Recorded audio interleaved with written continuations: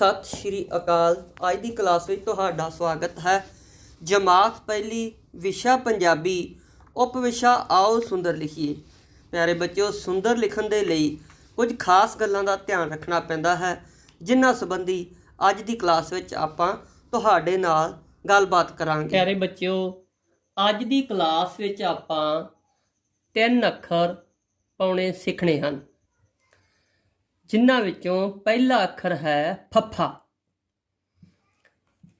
असीं पहली रेखा छड्डण तो बाद बिल्कुल सीधी रेखा लगाउंदे हां, फिर थोड़ी लाइन छड्डण तो बाद हेठां वल रेखा लगाउणी है, जो कि बिल्कुल सीधी होनी चाहिए है।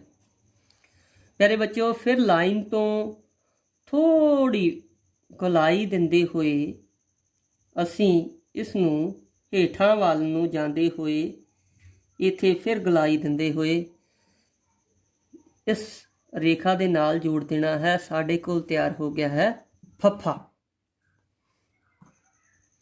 इसे ही लड़ी अधीन इस तो अगे सीख रहे हाँ वावा।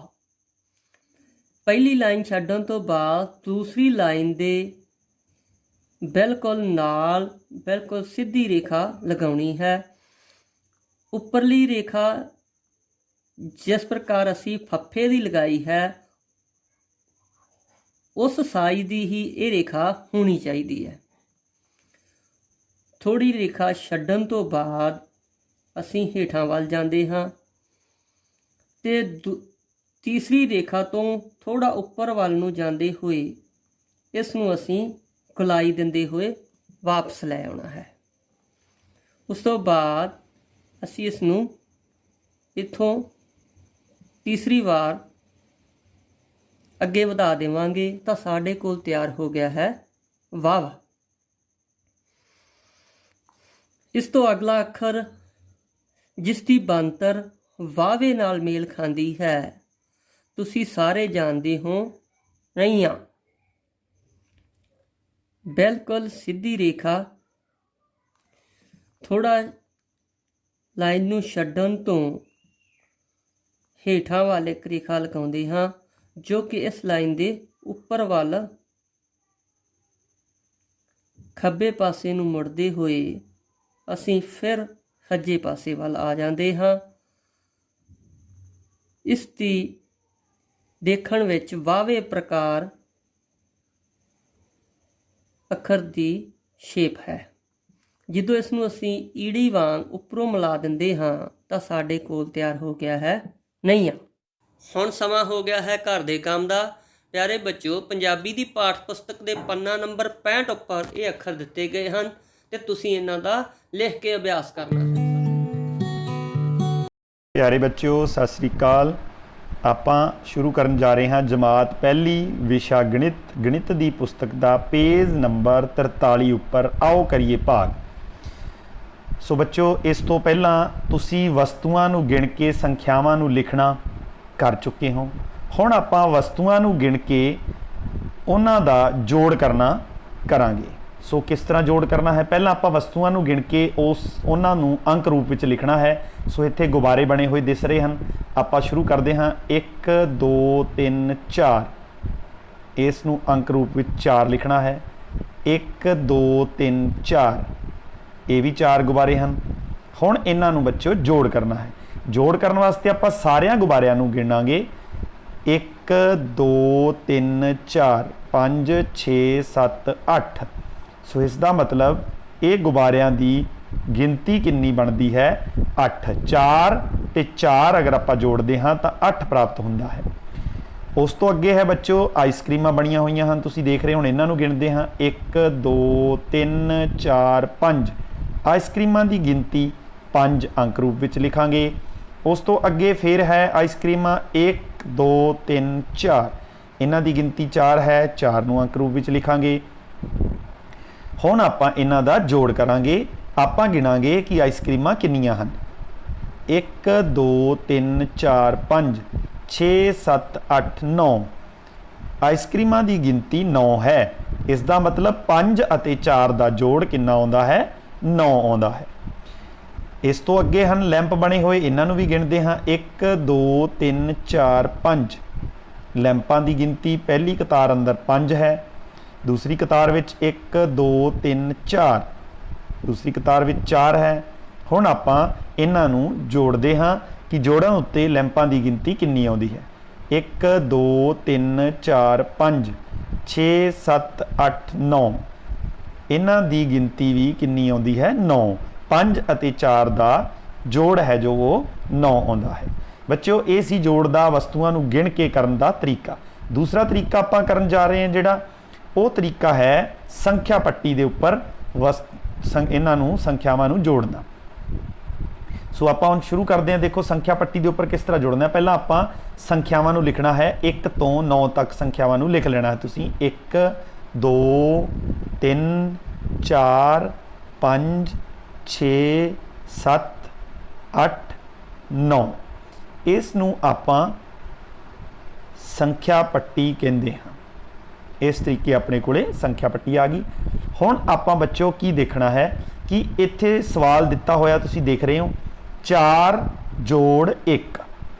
4 ਜੋੜ 1 ਇਹ ਦੋ ਸੰਖਿਆਵਾਂ ਦੇ ਵਿੱਚ ਪਹਿਲੀ ਸੰਖਿਆ ਜੋ ਹੈ ਉਹ ਹੈ 4।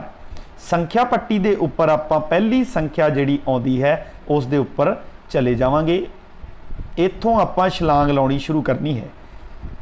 ਦੂਸਰੇ ਨੰਬਰ ਤੇ ਜਿਹੜੀ ਜੋੜਨ ਵਾਲੀ ਸੰਖਿਆ ਹੈ ਉਹ ਹੈ 1। ਇਸ ਦਾ ਮਤਲਬ 4 ਤੋਂ ਆਪਾਂ 1 ਛਲਾਂਗ ਲਗਾਵਾਂਗੇ। 4 ਤੋਂ 1 ਛਲਾਂਗ ਲਗਾਈ ਅਗਲੀ ਸੰਖਿਆ ਤੇ। 4 ਤੋਂ ਅਗਲੀ ਸੰਖਿਆ ਹੈ 5। ਇਸ ਦਾ ਮਤਲਬ 4 ਅਤੇ 1 ਦਾ ਜੋ ਜੋੜ ਹੈ ਉਹ ਆਉਂਦਾ ਹੈ 5। ਇਸ ਨੂੰ ਦੂਸਰੇ ਰੂਪ ਵਿੱਚ ਆਪਾਂ ਜੋ ਕਰਾਂਗੇ ਉਹ ਇਸ ਤਰੀਕੇ ਹੁੰਦਾ ਹੈ 4 ਜਮਾ 1 ਤੇ ਇਹ ਵੀ ਕਿੰਨਾ ਆਏਗਾ 5। ਠੀਕ ਹੈ ਬੱਚਿਓ।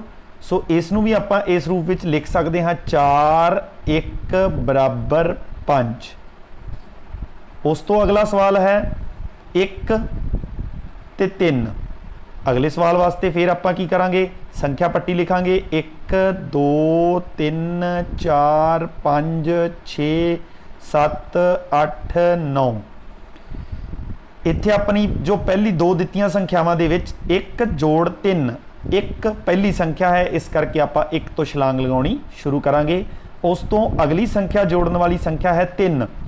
ਇਸ ਦਾ ਮਤਲਬ ਆਪਾਂ 3 ਛਲਾਂਗਾਂ ਲਗਾਵਾਂਗੇ 1 2 3। 3 ਛਲਾਂਗਾਂ ਲਗਾਉਣ ਤੋਂ ਬਾਅਦ ਆਪਣੇ ਕੋਲੇ ਸੰਖਿਆ ਆਉਂਦੀ ਹੈ 4। ਇਸ ਦਾ ਮਤਲਬ 1 ਅਤੇ 3 ਦਾ ਜੋੜ ਕਿੰਨਾ ਹੈ 4।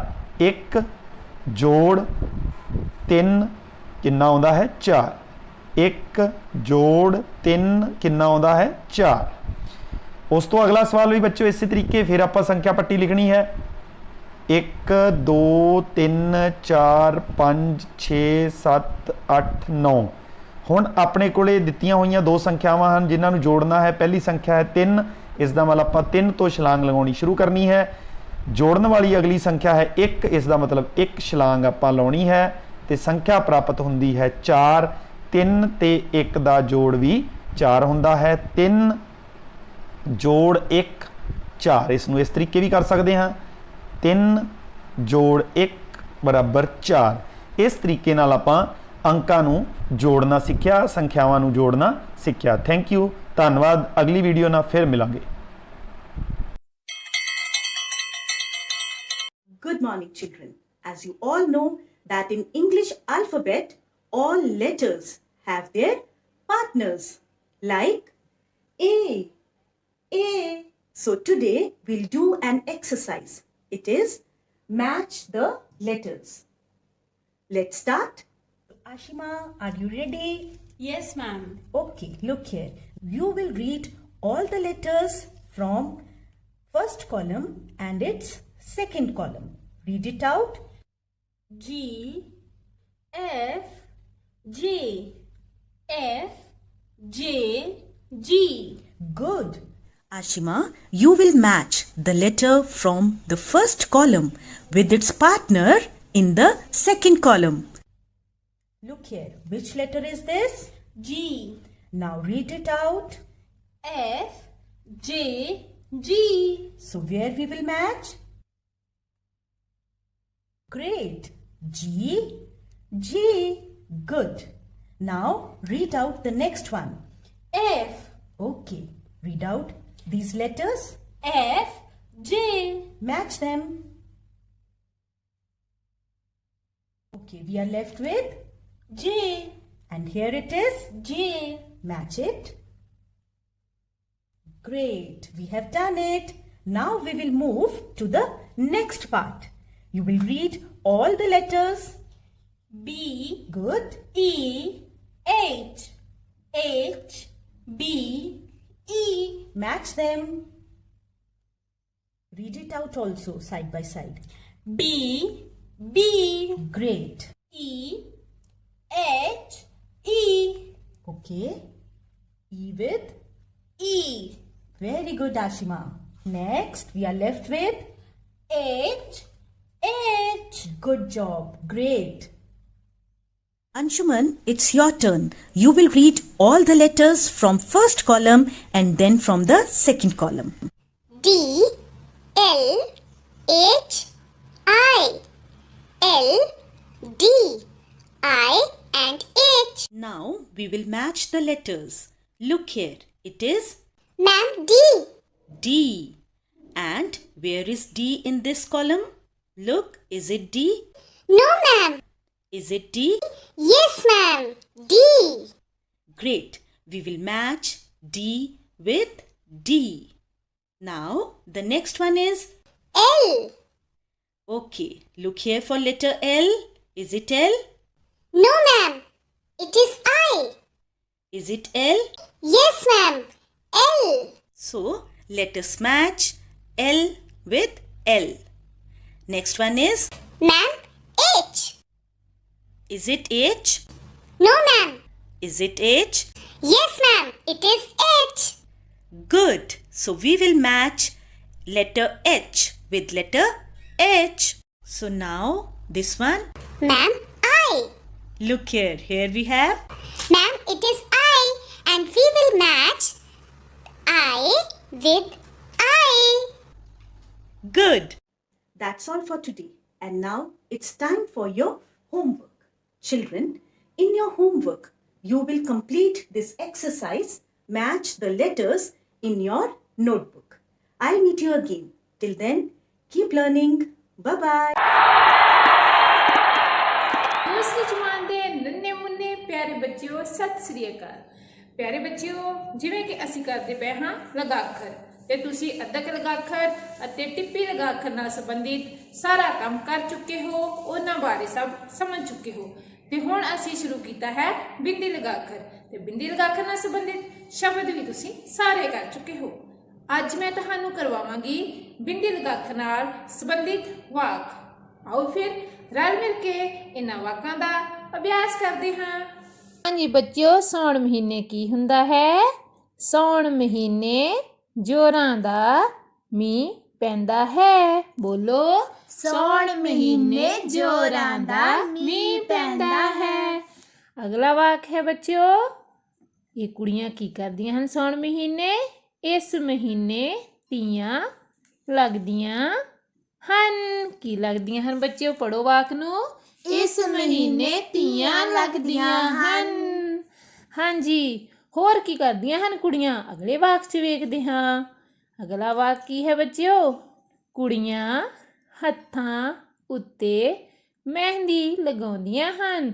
ਬੋਲੋ ਪਿਆਰੇ ਬੱਚਿਓ, ਕੁੜੀਆਂ ਹੱਥਾਂ ਉੱਤੇ ਮਹਿੰਦੀ ਲਗਾਉਂਦੀਆਂ ਹਨ। ਹੋਰ ਕੀ ਪਾਉਂਦੀਆਂ ਹਨ? ਆਓ ਪੜ੍ਹੀਏ। ਰੰਗ ਬਰੰਗੀਆਂ ਚੂੜੀਆਂ ਪਾਉਂਦੀਆਂ ਹਨ। ਧਿਆਨ ਨਾਲ ਸੁਣੋ ਬੱਚਿਓ, ਰੰਗ ਬਰੰਗੀਆਂ ਚੂੜੀਆਂ ਪਾਉਂਦੀਆਂ ਹਨ। ਪਿਆਰੇ ਬੱਚਿਓ, ਆਓ ਦੇਖਦੇ ਹਾਂ ਅਗਲੇ ਵਾਕ ਨੂੰ। ਪਿੱਪਲਾਂ ਉੱਤੇ ਪੀਂਘਾਂ ਪਾਉਂਦੀਆਂ ਹਨ। ਬੋਲੋ ਸਾਰੇ, ਪਿੱਪਲਾਂ ਉੱਤੇ ਪੀਂਘਾਂ ਪਾਉਂਦੀਆਂ ਹਨ। ਹਾਂਜੀ, ਕੁੜੀਆਂ ਪੀਂਘਾਂ ਝੂਟਦੀਆਂ ਹਨ। ਕੁੜੀਆਂ ਪੀਂਘਾਂ ਝੂਟਦੀਆਂ ਹਨ।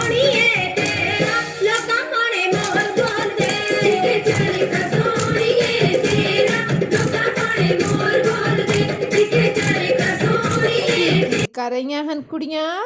ਕੁੜੀਆਂ ਗਿੱਧਾ ਪਾਉਂਦੀਆਂ ਹਨ। ਬੋਲੋ ਬੱਚਿਓ, ਕੁੜੀਆਂ ਗਿੱਧਾ ਪਾਉਂਦੀਆਂ ਹਨ।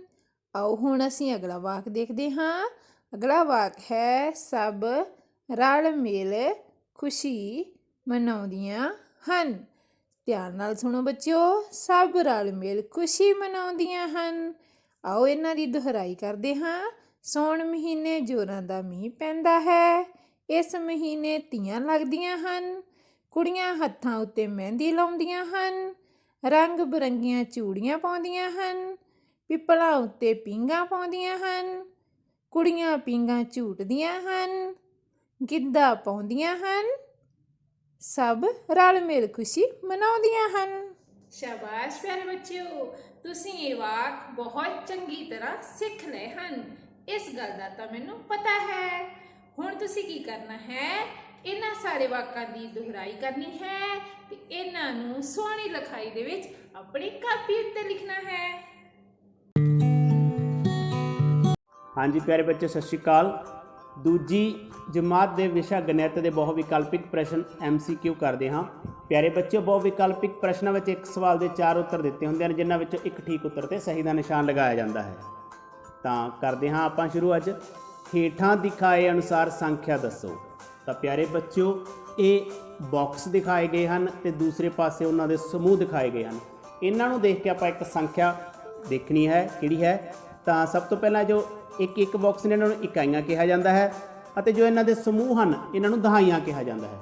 ਤਾਂ ਪਿਆਰੇ ਬੱਚੇ, ਆਪਣੇ ਕੋਲ ਜੋ ਦਹਾਈਆਂ ਸਮੂਹ ਹੈ ਉਹਨਾਂ ਦੀ ਗਿਣਤੀ 4 ਹੈ। ਤਾਂ 4 ਦਹਾਈਆਂ ਨਾਲ 40 ਸੰਖਿਆ ਬਣ ਜਾਂਦੀ ਹੈ। ਆਪਾਂ 40 ਲਿਖ ਲੈਂਦੇ ਹਾਂ, 40 ਦਾ ਮਾਨ ਕਾਰਡ। ਇਸੇ ਤਰ੍ਹਾਂ ਜੋ ਇੱਕ ਬਾਕਸ ਹਨ ਉਹਨਾਂ ਦੀ ਗਿਣਤੀ 9 ਹੈ, ਯਾਨੀ ਕਿ 9 ਇਕਾਈਆਂ ਨਾਲ 9 ਸੰਖਿਆ ਬਣਦੀ ਹੈ। ਤਾਂ ਪਿਆਰੇ ਬੱਚੋ, 9 ਦਾ ਮਾਨ ਕਾਰਡ ਲੈ ਲੈਂਦੇ ਹਾਂ। ਤਾਂ ਆਪਣੇ ਕੋਲ 40 9 49 ਸੰਖਿਆ ਬਣ ਗਈ ਹੈ। ਤਾਂ ਦੇਖਦੇ ਹਾਂ ਕਿਹੜਾ ਉੱਤਰ ਸਹੀ ਹੈ ਆਪਣਾ। ਜੀ ਹਾਂ, ਈੜੀ ਉੱਤਰ ਸਹੀ ਹੈ ਤੇ ਇਸ ਤੇ ਸਹੀ ਦਾ ਨਿਸ਼ਾਨ ਲਗਾ ਲੈਂਦੇ ਹਾਂ। ਅੱਗੇ ਸਵਾਲ ਨੰਬਰ 2 ਪਿਆਰੇ ਬੱਚਿਓ, ਕੁੱਲ ਮੋਤੀਆਂ ਦੀ ਗਿਣਤੀ ਅਨੁਸਾਰ ਸੰਖਿਆ ਦੱਸੋ। ਪਿਆਰੇ ਬੱਚਿਓ, ਇਹ ਮਾਲਾ ਵਿੱਚ ਮੋਤੀ ਨੇ ਅਤੇ ਇੱਕ ਮੋਤੀ ਨੇ। ਜੋ ਇੱਕ ਮੋਤੀ ਹਨ ਉਹਨਾਂ ਨੂੰ ਇਕਾਈਆਂ ਕਿਹਾ ਜਾਂਦਾ ਹੈ ਅਤੇ ਮਾਲਾ ਵਿੱਚ 10 ਮੋਤੀ ਹਨ, ਉਹਨਾਂ ਨੂੰ ਦਹਾਈਆਂ ਕਿਹਾ ਜਾਂਦਾ ਹੈ। ਤਾਂ ਆਪਣੇ ਕੋਲੇ 2 ਮਾਲਾ ਹਨ 10 ਵਾਲੀਆਂ, ਤਾਂ ਦਹਾਈਆਂ ਦੀ ਗਿਣਤੀ ਆਪਣੇ ਕੋਲੇ 2 ਹੈ। 2 ਦਹਾਈਆਂ ਬਰਾਬਰ 20 ਸੰਖਿਆ ਹੁੰਦੀ ਹੈ। ਤਾਂ 20 ਲਿਖ ਲੈਂਦੇ ਹਾਂ। ਅਤੇ ਜੋ ਇੱਕ ਮੋਤੀ ਹਨ ਇਕੱਲੇ, ਉਹ ਆਪਣੇ ਕੋਲੇ 4 ਹਨ। ਇਕਾਈਆਂ ਦੀ ਗਿਣਤੀ 4 ਹੈ। 4 ਇਕਾਈਆਂ ਬਰਾਬਰ 4 ਸੰਖਿਆ। ਤਾਂ 4 ਦਾ ਮਾਨ ਕਾਰਡ ਆਪਾਂ ਲੈ ਲੈਂਦੇ ਹਾਂ। ਤਾਂ ਆਪਣੇ ਕੋਲੇ 20 4 24 ਸੰਖਿਆ ਬਣ ਜਾਂਦੀ ਹੈ। ਤਾਂ ਉੱਤਰ ਦੇਖਾਂਗੇ ਪਿਆਰੇ ਬੱਚੇ ਕਿਹੜਾ ਸਹੀ ਹੈ। ਬਿਲਕੁਲ ਸਹੀ, ਊੜਾ ਉੱਤਰ ਸਹੀ ਹੈ ਤੇ ਇਸ ਤੇ ਸਹੀ ਦਾ ਨਿਸ਼ਾਨ ਲਗਾ ਲੈਂਦੇ ਹਾਂ। ਅੱਗੇ ਪਿਆਰੇ ਬੱਚਿਓ, ਸਵਾਲ ਨੰਬਰ 3, ਜੇਕਰ ਇੱਕ ਤਾਰਾ ਦਾ ਮਤਲਬ ਇਕਾਈ ਅਤੇ ਬਾਕਸ ਡੱਬੇ ਦਾ ਮਤਲਬ ਦਹਾਈ ਹੋਵੇ ਤਾਂ 4 ਤਾਰੇ ਅਤੇ 5 ਡੱਬਿਆਂ ਦਾ ਮਤਲਬ ਕਿਹੜੀ ਸੰਖਿਆ ਹੈ। ਤਾਂ ਤਾਰਾ ਹੈ ਜੋ ਆਪਣੇ ਕੋਲੇ, ਉਹ ਇਕਾਈਆਂ ਦੱਸ ਰਿਹਾ ਹੈ ਅਤੇ ਜੋ ਡੱਬਾ ਹੈ ਆਪਣੇ ਕੋਲ ਪਿਆਰੇ ਬੱਚਿਓ, ਉਹ ਦਹਾਈਆਂ ਬਾਰੇ ਦੱਸ ਰਿਹਾ ਹੈ। ਤਾਂ ਆਪਣੇ ਕੋਲੇ ਤਾਰਿਆਂ ਦੀ ਗਿਣਤੀ ਹੈ ਜੋ 4 ਹੈ ਅਤੇ ਡੱਬਿਆਂ ਦੀ ਗਿਣਤੀ 5 ਹੈ। ਤਾਂ 5 ਡੱਬੇ 5 ਦਹਾਈਆਂ ਬਰਾਬਰ 50 ਸੰਖਿਆ। ਇਸੇ ਤਰ੍ਹਾਂ ਆਪਣੇ ਕੋਲੇ ਤਾਰਿਆਂ ਦੀ ਜੋ ਗਿਣਤੀ ਹੈ ਉਹ 4 ਹੈ। 4 ਇਕਾਈਆਂ ਬਰਾਬਰ 4 ਸੰਖਿਆ। ਤਾਂ ਆਪਾਂ 4 ਲਗਾ ਲੈਂਦੇ ਹਾਂ। ਤਾਂ ਆਪਣੇ ਕੋਲੇ 50 4 54 ਸੰਖਿਆ ਬਣ ਜਾਂਦੀ ਹੈ। ਤਾਂ ਉੱਤਰ ਦੇਖਦੇ ਹਾਂ ਪਿਆਰੇ ਬੱਚਿਓ, ਬਿਲਕੁਲ ਸਹੀ, ਆੜਾ ਉੱਤਰ ਸਹੀ ਹੈ। ਇਸ ਤੇ ਸਹੀ ਦਾ ਨਿਸ਼ਾਨ ਲਗਾ ਲੈਂਦੇ ਹਾਂ। ਅੱਗੇ ਚੱਲਦੇ ਹਾਂ ਪਿਆਰੇ ਬੱਚਿਓ, ਸਵਾਲ ਨੰਬਰ 4, ਮੈਂ 49 ਅਤੇ 59 ਦੇ ਵਿਚਕਾਰ ਆਉਂਦਾ ਹਾਂ। ਮੈਨੂੰ ਲਿਖਣ ਲਈ 5 ਦਹਾਈਆਂ ਅਤੇ 7 ਇਕਾਈਆਂ ਦੀ ਲੋੜ ਹੈ। ਬੁੱਝੋ ਮੈਂ ਕੌਣ ਹਾਂ। ਤਾਂ ਪਿਆਰੇ ਬੱਚੋ, ਸਭ ਤੋਂ ਪਹਿਲਾਂ ਆਪਾਂ ਦੇਖਦੇ ਹਾਂ ਕਿ 5 ਦਹਾਈਆਂ ਨਾਲ ਸੰਖਿਆ 50 ਬਣਦੀ ਹੈ। 50 ਸੰਖਿਆ ਲੈ ਲੈਂਦੇ ਹਾਂ ਅਤੇ 7 ਇਕਾਈਆਂ ਨਾਲ ਸੰਖਿਆ ਜੋ ਬਣ ਜਾਂਦੀ ਹੈ ਆਪਣੇ ਕੋਲੇ 7। ਤਾਂ ਇੱਕ 7 ਸੰਖਿਆ ਲੈ ਲੈਂਦੇ ਹਾਂ। ਤਾਂ ਆਪਣੇ ਕੋਲ ਸੰਖਿਆ 50 7 57 ਬਣ ਜਾਂਦੀ ਹੈ। ਇਹ ਪਿਆਰੇ ਬੱਚਿਓ 57 ਸੰਖਿਆ 49 ਤੇ 59 ਦੇ ਵਿਚਕਾਰ ਹੈ। ਉੱਤਰ ਦੇਖਦੇ ਹਾਂ ਕਿਹੜਾ ਹੈ ਸਹੀ। ਬਿਲਕੁਲ ਸਹੀ, ਸੱਸਾ ਉੱਤਰ ਸਹੀ ਹੈ। ਤਾਂ ਆਪਾਂ ਇਸ ਤੇ ਸਹੀ ਦਾ ਨਿਸ਼ਾਨ ਲਗਾ ਲੈਂਦੇ ਹਾਂ। ਪਿਆਰੇ ਬੱਚਿਓ, ਇਹ ਸਵਾਲ ਤੁਸੀਂ ਕਾਪੀਆਂ ਤੇ ਕਰਨੇ ਹਨ। ਫਿਰ ਮਿਲਦੇ ਹਾਂ ਅਗਲੀ ਵੀਡੀਓ ਵਿੱਚ। Bye bye.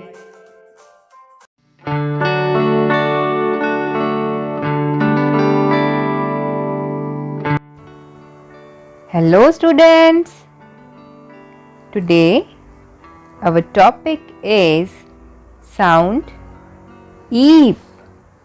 So let's start. J,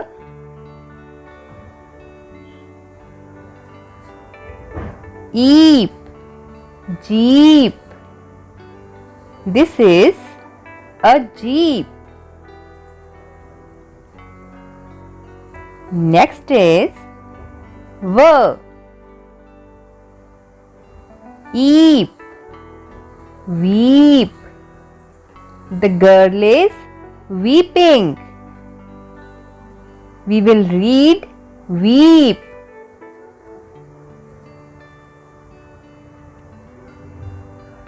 P, eep, peep. Look at the picture. The boy is peeping into the room. Peep. Slur. We will read it slur. Eep. Sleep. Yes, the boy is sleeping.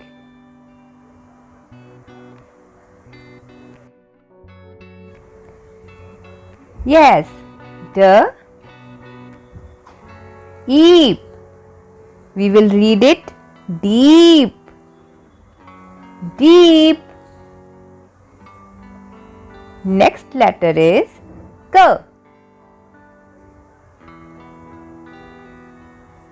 Eep. Keep.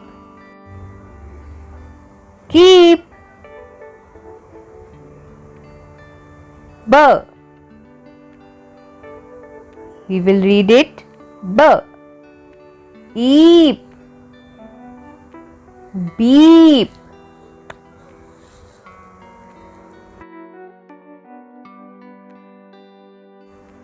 Let's revise. Peep. This is peep. Sleep.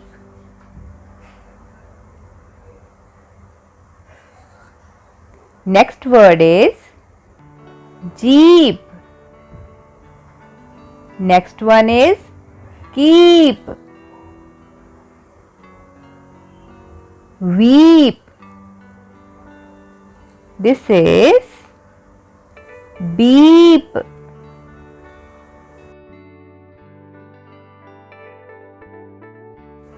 Now it's time for homework. Dear students, you have to read and write these words in your notebook.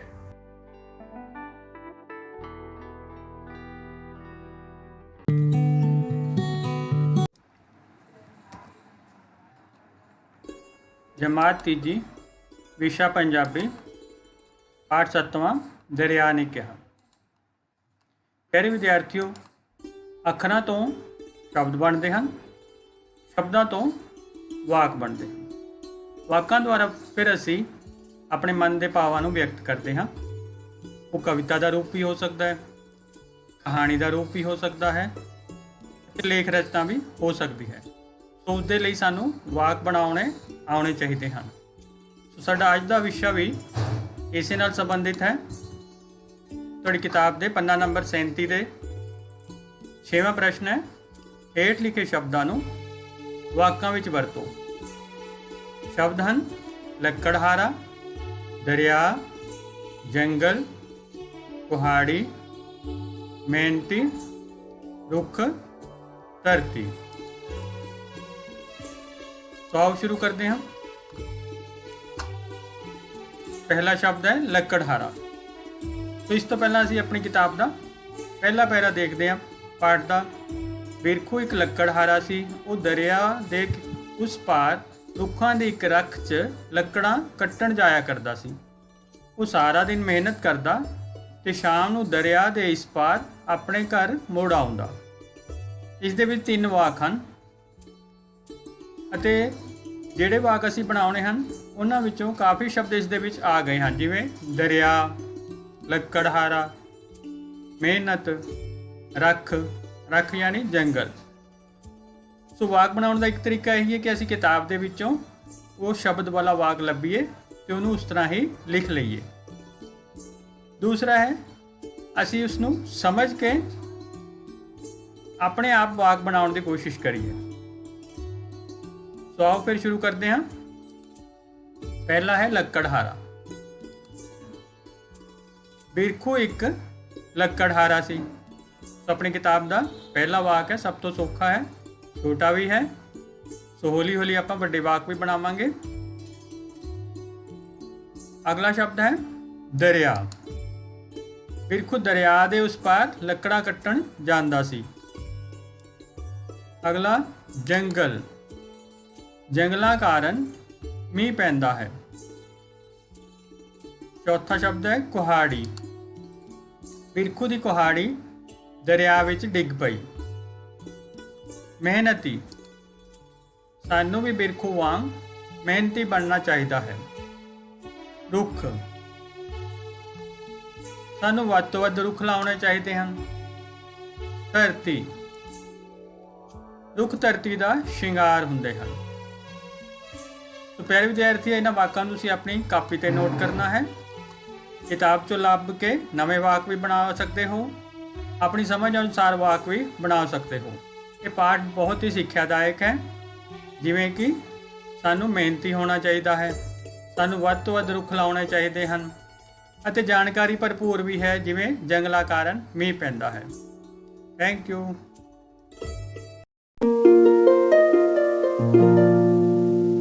ਪਿਆਰੇ ਬੱਚਿਓ, ਸਤਿ ਸ਼੍ਰੀ ਅਕਾਲ। ਜਮਾਤ ਤੀਸਰੀ ਵਿਸ਼ਾ ਗਣਿਤ।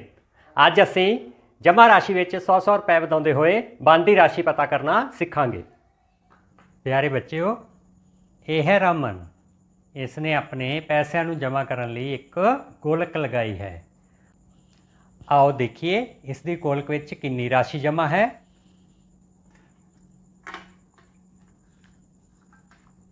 100,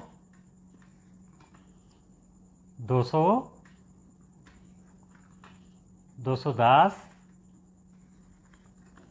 220, 230, 231, 232, 233, 234, 234 रुपए। बच्चों, इस तरह रमन की जमा राशि है 234 रुपए।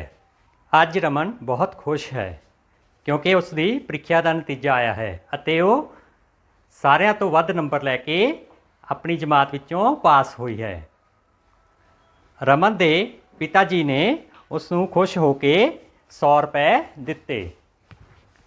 234 100 ਹੋਰ ਮਿਲ ਕੇ ਬਣ ਗਏ 334। ਰਮਨ ਦੀ ਮਾਤਾ ਜੀ ਨੇ ਵੀ ਖੁਸ਼ ਹੋ ਕੇ ਉਸ ਨੂੰ 100 ਰੁਪਏ ਹੋਰ ਦਿੱਤੇ। 334 ਰੁਪਏ 100 ਹੋਰ ਮਿਲ ਗਏ, ਬਣ ਗਏ 434।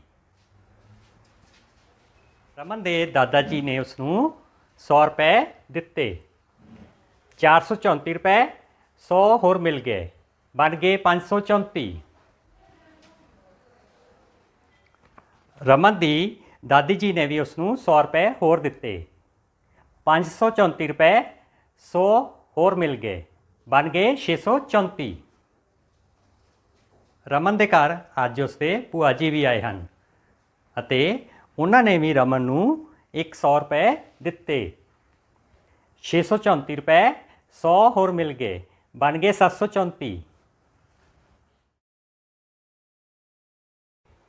ਬੱਚਿਓ, ਇਸ ਤਰ੍ਹਾਂ ਰਮਨ ਨੂੰ ਰੁਪਏ ਮਿਲਣ ਦੇ ਨਾਲ ਉਸ ਦੀ ਜਮ੍ਹਾਂ ਰਾਸ਼ੀ ਵੱਧ ਰਹੀ ਹੈ। ਰਮਨ ਦੀ ਜਮ੍ਹਾਂ ਰਾਸ਼ੀ 234 ਰੁਪਏ ਸੀ।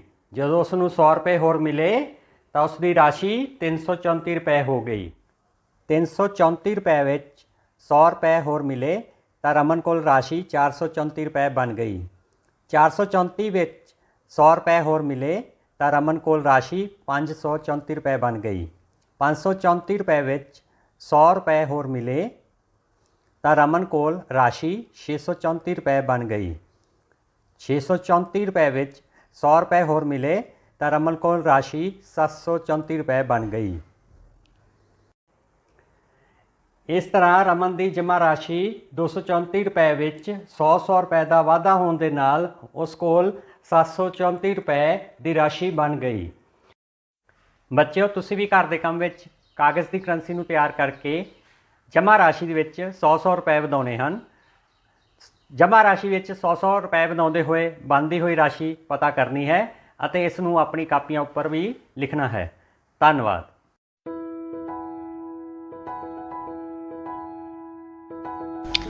Hello children, today we are going to discuss lesson 3, Trees. It is a poem and today we are going to discuss its picture. Our activity is picture walk. So look at the picture. What do you see in the picture? Yes, children, let's learn some words from the picture. What do you see? Yes, there's a big tree. Big tree is there. Then some birds are there. Birds are sitting on the branch. Then a cow is there. Cow is sitting under the tree. And cow is sitting on the grass. Then one more tree is there. What else? Some clouds are there. Then the sun. The sun is shining in the sky. Let's know more about it. Let's start our picture walk.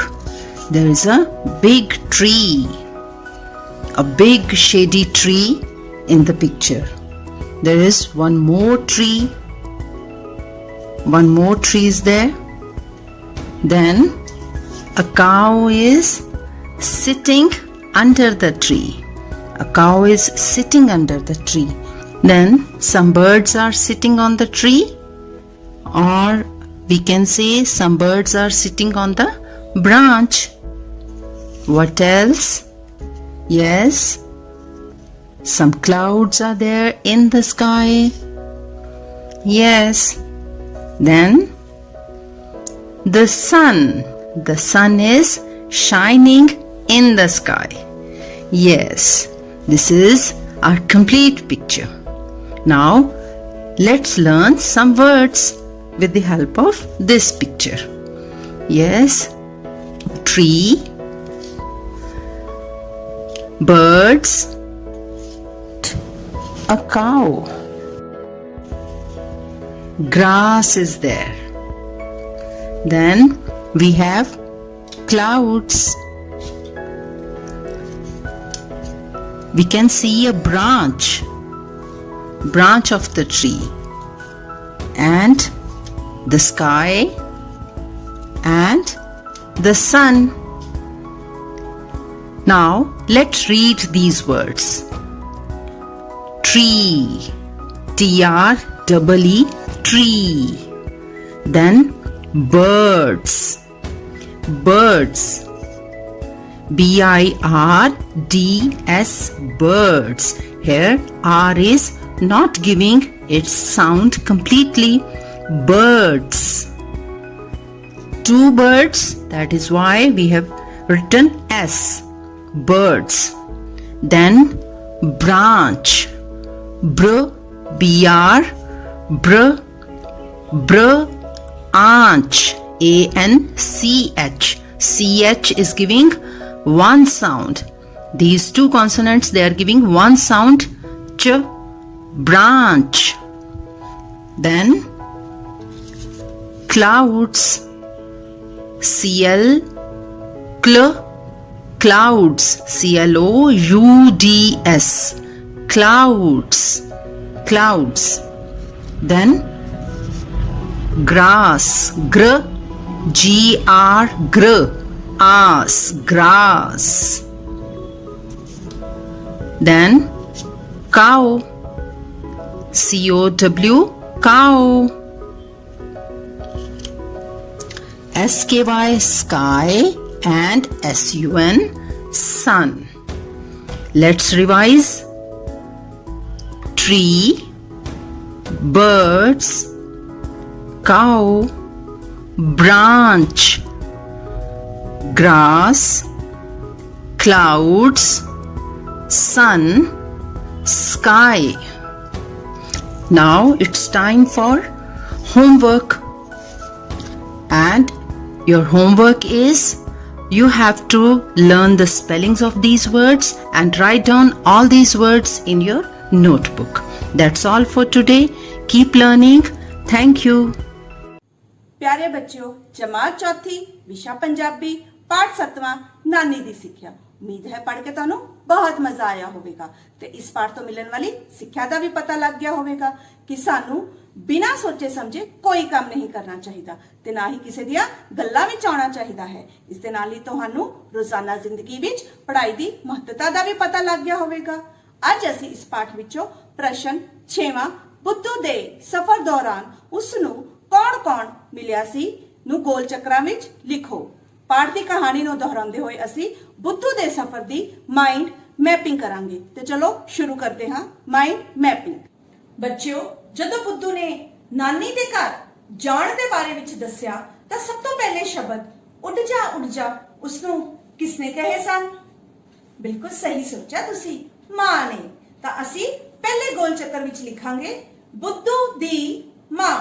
ਬੱਚਿਓ, ਹੁਣ ਜਦੋਂ ਬੁੱਧੂ ਉੱਡ ਜਾ ਸ਼ਬਦਾਂ ਨੂੰ ਦੁਹਰਾਉਂਦਾ ਹੋਇਆ ਇੱਕ ਵੀਰ ਮਤਲਬ ਜੰਗਲ ਵਿੱਚੋਂ ਲੰਘ ਰਿਹਾ ਸੀ ਤਾਂ ਕਿਸ ਨੂੰ ਉਸਦੇ ਸ਼ਬਦ ਸੁਣ ਕੇ ਬਹੁਤ ਗੁੱਸਾ ਆਇਆ ਸੀ?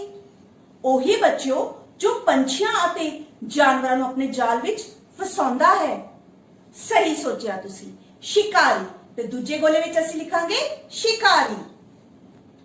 ਗੁੱਸੇ ਵਿੱਚ ਸ਼ਿਕਾਰੀ ਨੇ ਬੁੱਧੂ ਦੇ ਮੂੰਹ ਵਿੱਚ ਨਵੇਂ ਸ਼ਬਦ ਪਾ ਦਿੱਤੇ, ਆਈ ਜਾਓ ਫਸੀ ਜਾਓ, ਆਈ ਜਾਓ ਫਸੀ ਜਾਓ। ਤਾਂ ਜਦੋਂ ਇਹਨਾਂ ਸ਼ਬਦਾਂ ਨੂੰ ਦੁਹਰਾਉਂਦਾ ਹੋਇਆ ਬੁੱਧੂ ਆਪਣੇ ਸਫ਼ਰ ਦੇ ਅਗਲੇ ਪੜਾਅ ਵੱਲ ਵੱਧ ਰਿਹਾ ਸੀ ਤਾਂ ਇਹ ਸ਼ਬਦ ਸੁਣ ਕੇ ਕਿਸਨੇ ਬੁੱਧੂ ਨੂੰ ਬਹੁਤ ਬੁਰਾ ਭਲਾ ਕਿਹਾ ਸੀ? ਉਹੀ ਜੋ ਪੁਲਿਸ ਨੂੰ ਦੇਖ ਕੇ ਬਹੁਤ ਡਰਦੇ ਹਨ। ਠੀਕ ਸੋਚਿਆ ਬੱਚਿਓ ਤੁਸੀਂ। ਤੇ ਅਸੀਂ ਆਪਣੇ ਤੀਸਰੇ ਗੋਲੇ ਵਿੱਚ ਫਿਰ ਲਿਖਾਂਗੇ ਚੋਰ। ਹੁਣ ਚੋਰਾਂ ਨੇ ਬੁੱਧੂ ਨੂੰ ਗੁੱਸੇ ਵਿੱਚ ਕਿਹਾ, ਜੇ ਤੂੰ ਬੋਲਣਾ ਹੀ ਸੀ ਤਾਂ ਆਖਦਾ ਲੈ ਆਈ ਜਾਓ ਰੱਖੀ ਜਾਓ, ਲੈ ਆਈ ਜਾਓ ਰੱਖੀ ਜਾਓ। ਤਾਂ ਫਿਰ ਨਾਦਾਨ ਬੁੱਧੂ ਚੋਰਾਂ ਦਾ ਸਮਝਾਇਆ ਹੋਇਆ ਇਹੀ ਸ਼ਬਦਾਂ ਨੂੰ ਦੁਹਰਾਉਂਦਾ ਹੋਇਆ ਲੈ ਆਈ ਜਾਓ ਰੱਖੀ ਜਾਓ ਕਿੱਥੇ ਪਹੁੰਚਿਆ? ਜਿੱਥੇ ਉਸਦੇ ਇਹ ਸ਼ਬਦ ਸੁਣ ਕੇ ਲੋਕ ਗੁੱਸੇ ਨਾਲ ਭਰ ਗਏ। ਬਿਲਕੁਲ ਸਹੀ, ਮੜੀਆਂ ਦੇਖੋ। ਤਾਂ ਫਿਰ ਅਸੀਂ ਹੁਣ ਆਪਣੇ ਚੌਥੇ ਗੋਲੇ ਵਿੱਚ ਲਿਖਾਂਗੇ ਨੌਜਵਾਨ ਦੀ ਅਰਥੀ ਚੁੱਕੀ ਜਾਂਦੇ ਪਿੰਡ ਦੇ ਲੋਕ। ਹੁਣ ਉਹਨਾਂ ਪਿੰਡ ਦੇ ਲੋਕਾਂ ਵਿੱਚੋਂ ਇੱਕ ਸਿਆਣੇ ਬਜ਼ੁਰਗ ਨੇ ਬੁੱਧੂ ਨੂੰ ਉਸ ਮੌਕੇ ਮੁਤਾਬਿਕ ਸਹੀ ਲੱਗਦੇ ਬੋਲ ਕਿ ਇਹੋ ਜਿਹੀ ਕਿਸੇ ਨਾਲ ਨਾ ਹੋਵੇ ਸਿਖਾ ਦਿੱਤੇ। ਹੁਣ ਇਹਨਾਂ ਸ਼ਬਦਾਂ ਨੂੰ ਦੁਹਰਾਉਂਦਾ ਹੋਇਆ ਬੁੱਧੂ ਇੱਕ ਵਿਆਹ ਵਾਲੇ ਘਰ ਦੇ ਨੇੜੇ ਦੀ ਲੰਘਿਆ ਜਿੱਥੇ ਕੁੜੀ ਦਾ ਪੂਰਾ ਪਰਿਵਾਰ ਤੇ ਲੋਕ ਖੁਸ਼ੀ ਦੇ ਮਾਹੌਲ ਵਿੱਚ ਮਸਤ ਸਨ। ਜਦੋਂ ਉਹਨਾਂ ਦੇ ਕੰਨਾਂ ਵਿੱਚ ਬੁੱਧੂ ਦੇ ਇਹ ਸ਼ਬਦ ਪਏ ਤਾਂ ਉਹਨਾਂ ਨੂੰ ਬੁੱਧੂ ਮੂਰਖ ਲੱਗਿਆ। ਤਾਂ ਫਿਰ ਅਸੀਂ ਆਪਣੇ ਪੰਜਵੇਂ ਗੋਲੇ ਵਿੱਚ ਕੀ ਲਿਖਾਂਗੇ ਕਿ ਕਿਸ ਨਾਲ ਬੁੱਧੂ ਦੀ ਮੁਲਾਕਾਤ ਹੋਈ? ਵਿਆਹ ਵਾਲੀ ਕੁੜੀ ਦਾ ਪਰਿਵਾਰ ਅਤੇ ਰਿਸ਼ਤੇਦਾਰ। ਵਿਆਹ ਦੇ ਮਾਹੌਲ ਵਿੱਚ ਮਸਤ ਲੋਕਾਂ ਨੇ ਬੁੱਧੂ ਨੂੰ ਨਵੇਂ ਬੋਲ ਸਿਖਾ ਦਿੱਤੇ। ਐਸੀ ਹਰ ਇੱਕ ਦੇ ਘਰ ਹੋਵੇ, ਤੂੰ ਇਸ ਤਰ੍ਹਾਂ ਬੋਲਣਾ ਹੈ। ਹੁਣ ਸਿੱਧੜ ਬੁੱਧੂ ਇਹਨਾਂ ਬੋਲਾਂ ਨੂੰ ਦੁਹਰਾਉਂਦਾ ਹੋਇਆ ਆਪਣੇ ਸਫ਼ਰ ਦੇ ਅੰਤਿਮ ਪੜਾਅ ਤੇ ਪਹੁੰਚ ਗਿਆ ਜਿੱਥੇ ਲੋਕ ਫਸਲ ਨੂੰ ਲੱਗੀ ਅੱਗ ਬੁਝਾ ਰਹੇ ਸਨ ਅਤੇ ਉਸ ਕਿਸਾਨ ਦੇ ਕੰਨਾਂ ਵਿੱਚ ਜਦੋਂ ਇਹ ਬੋਲ ਪਏ ਤਾਂ ਉਹ ਬਹੁਤ ਦੁਖੀ ਹੋ ਗਿਆ ਤੇ ਉਸਨੇ ਬੁੱਧੂ ਨੂੰ ਚੁੱਪ ਰਹਿਣ ਦੀ ਬੇਨਤੀ ਕੀਤੀ। ਤਾਂ ਫਿਰ ਇਹਨਾਂ ਲੋਕਾਂ ਦੇ ਬਾਰੇ ਵਿੱਚ ਅਸੀਂ ਕੀ ਲਿਖਾਂਗੇ ਆਪਣੇ ਆਖਰੀ ਗੋਲੇ ਵਿੱਚ? ਸ਼ਾਬਾਸ਼ ਬੇਟਾ, ਬਿਲਕੁਲ ਸਹੀ ਉੱਤਰ ਦਿੱਤਾ। ਅੱਗ ਬੁਝਾਉਂਦੇ ਲੋਕ ਅਤੇ ਕਿਸਾਨ। ਦੇਖਿਆ ਬੱਚਿਓ, ਬਿਨਾਂ ਸੋਚੇ ਸਮਝੇ ਕੀਤੇ ਕੰਮ ਦਾ ਕਿੰਨਾ ਨੁਕਸਾਨ ਹੁੰਦਾ ਹੈ। ਅਸੀਂ ਕੋਈ ਵੀ ਕੰਮ ਇਸ ਤਰ੍ਹਾਂ ਨਹੀਂ ਕਰਨਾ, ਹਰ ਇੱਕ ਕੰਮ ਸੋਚ ਸਮਝ ਕੇ ਕਰਨਾ ਹੈ। ਅੱਜ ਅਸੀਂ ਇਸ ਪਾਠ ਦੀ ਬੁੱਧੂ ਦਾ ਸਫ਼ਰ ਦੀ ਮਾਈਂਡ ਮੈਪਿੰਗ ਕਰ ਲਈ ਹੈ। ਹੁਣ ਤੁਸੀਂ ਸਾਰਿਆਂ ਨੇ ਆਪਣੀ ਪੰਜਾਬੀ ਦੀ ਕਾਪੀ ਵਿੱਚ ਸੁੰਦਰ ਸੁੰਦਰ ਲਿਖਾਈ ਵਿੱਚ ਇਸ ਨੂੰ ਲਿਖ ਕੇ ਲਿਆਉਣਾ ਹੈ। ਸਤਿ ਸ਼੍ਰੀ ਅਕਾਲ ਪਿਆਰੇ ਬੱਚਿਓ, ਬੱਚਿਓ ਅੱਜ ਅਸੀਂ ਦਿੱਤੀ ਹੋਈ ਸੰਖਿਆ ਤੋਂ ਵੱਧ ਮੁੱਲ ਦੀ ਸੰਖਿਆ ਤੇ ਦਿੱਤੀ ਹੋਈ ਸੰਖਿਆ ਤੋਂ ਘੱਟ ਮੁੱਲ ਦੀ ਸੰਖਿਆ ਕਿਵੇਂ ਪਤਾ ਕਰੀਦੀ ਹੈ ਇਸ ਬਾਰੇ ਸਿੱਖਾਂਗੇ। ਤਾਂ ਚਲੋ ਫਿਰ ਸ਼ੁਰੂ ਕਰਦੇ ਹਾਂ। ਹਾਂਜੀ ਬੱਚਿਓ, ਮੇਰੇ ਕੋਲ 3 ਐਨਕਾਂ ਹਨ। ਇਸ ਐਨਕ ਦਾ ਮੁੱਲ ਹੈ 3777 ਰੁਪਏ ਤੇ ਖੱਬੇ ਪਾਸੇ ਵਾਲੀ ਐਨਕ 3777 ਰੁਪਏ ਤੋਂ 515 ਰੁਪਏ ਘੱਟ ਹੈ ਤੇ ਸੱਜੇ ਪਾਸੇ ਵਾਲੀ ਐਨਕ 3777 ਰੁਪਏ ਤੋਂ 515 ਰੁਪਏ ਵੱਧ ਹੈ। ਤਾਂ ਚਲੋ ਹੁਣ ਅਸੀਂ ਇਹਨਾਂ ਦੋਨਾਂ ਐਨਕਾਂ ਦਾ ਮੁੱਲ ਪਤਾ ਕਰਦੇ ਹਾਂ। ਹੁਣ ਬੱਚਿਓ, ਇਸ ਐਨਕ ਦਾ ਮੁੱਲ ਜੋ ਕਿ 3777 ਰੁਪਏ ਹੈ, ਇਸ ਨੂੰ ਅਸੀਂ ਸਥਾਨਕ ਮੁੱਲ ਸਾਰਣੀ ਵਿੱਚ ਰੱਖਦੇ ਹਾਂ। 1 ਰੁਪਏ ਦੇ 7 ਨੋਟ ਭਾਵ 7 ਇਕਾਈਆਂ, 10 ਰੁਪਏ ਦੇ 7 ਨੋਟ ਭਾਵ 7 ਦਹਾਈਆਂ, 100 ਰੁਪਏ ਦੇ 7 ਨੋਟ ਭਾਵ 7 ਸੈਂਕੜੇ ਤੇ 1000 ਰੁਪਏ ਦੇ 3 ਨੋਟ 3000 3777। ਹੁਣ ਬੱਚਿਓ, ਇਸ ਐਨਕ ਦਾ ਮੁੱਲ ਜੋ ਕਿ 515 ਰੁਪਏ ਵੱਧ ਹੈ ਇਸ ਐਨਕ ਤੋਂ, ਇਸ ਮੁੱਲ ਨੂੰ ਵੀ ਅਸੀਂ ਸਥਾਨਕ ਮੁੱਲ ਸਾਰਣੀ ਵਿੱਚ ਰੱਖਦੇ ਹਾਂ। 1 ਰੁਪਏ ਦੇ 5 ਨੋਟ ਭਾਵ 5 ਇਕਾਈਆਂ, 10 ਰੁਪਏ ਦਾ 1 ਨੋਟ, 1 ਦਹਾਈ, 100 ਰੁਪਏ ਵਾਲੇ 5 ਨੋਟ ਭਾਵ 5 ਸੈਂਕੜੇ 515। ਤਾਂ ਬੱਚਿਓ, ਹੁਣ ਅਸੀਂ ਇਸ ਐਨਕ ਦਾ ਮੁੱਲ ਪਤਾ ਕਰਨ ਵਾਸਤੇ ਇਹਨਾਂ ਰੁਪਿਆਂ ਨੂੰ ਗਿਣਦੇ ਹਾਂ। ਤਾਂ ਚਲੋ ਇਕਾਈ ਵਾਲੇ ਪਾਸੇ ਸ਼ੁਰੂ ਕਰਦੇ ਹਾਂ। 1 2 3 4 5 6 7 8 9 10 11 12। ਸਾਡੇ ਕੋਲ 1 ਰੁਪਏ ਦੇ 12 ਨੋਟ ਹਨ ਭਾਵ 12 ਇਕਾਈਆਂ। ਹੁਣ ਬੱਚੇ ਅਸੀਂ ਇਹਨਾਂ 10 1 ਰੁਪਏ ਦੇ ਨੋਟਾਂ ਦੇ ਬਦਲੇ 10 ਰੁਪਏ ਦਾ 1 ਨੋਟ ਲਵਾਂਗੇ, ਕਿਉਂਕਿ ਬੱਚਿਓ 10 ਇਕਾਈਆਂ ਬਰਾਬਰ 1 ਦਹਾਈ। ਤਾਂ ਹੁਣ ਅਸੀਂ 10 ਰੁਪਏ ਦਾ 1 ਨੋਟ ਦਹਾਈ ਵਾਲੇ ਪਾਸੇ ਰੱਖ ਦੇਵਾਂਗੇ ਭਾਵ 1 ਦਹਾਈ। ਤਾਂ ਪਿੱਛੇ ਸਾਡੇ ਕੋਲ 1 ਰੁਪਏ ਦੇ ਕਿੰਨੇ ਨੋਟ ਰਹਿ ਗਏ? 2 ਭਾਵ 2 ਇਕਾਈਆਂ। ਹੁਣ ਬੱਚੇ ਅਸੀਂ 10 ਰੁਪਏ ਵਾਲੇ ਨੋਟ ਗਿਣਦੇ ਹਾਂ।